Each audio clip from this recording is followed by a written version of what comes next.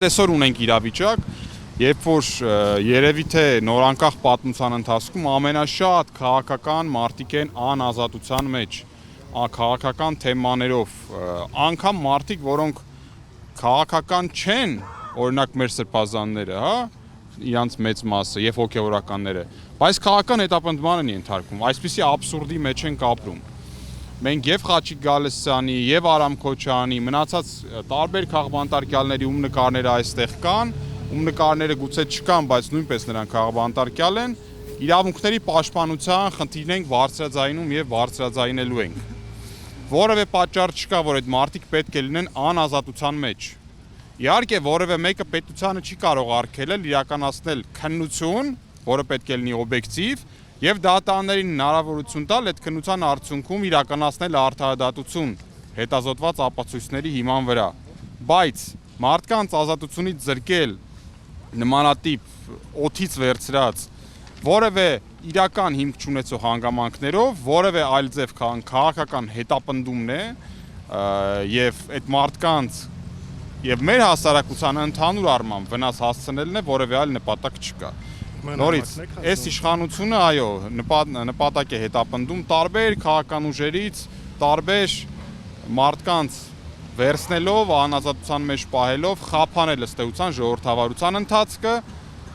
հնարավորություն չտալ այդ քաղաքական ուժերին իրենց ընտրողների իրավունքները իրացնել եւ առօրյայում եւ գալիք խորհրդարանական ընտրություններին եւ դրանով է պայմանավորված նաեւ ահագնացող քաղաքական հետապնդումները։ Մենք ունենք նաև համապատասխան պատրաստված նամակ ուղերձներով, որը պետք է հանձնենք, ներկայացուցիչներին կառույցի։ Հասկանանք ես, ում մոտ է գտնվում նամակը մեր թիմակիցներից։ Միայն Խաչիկ Գալստյանի մասին է գրված, թե բոլոր քաղբանտարկյալների։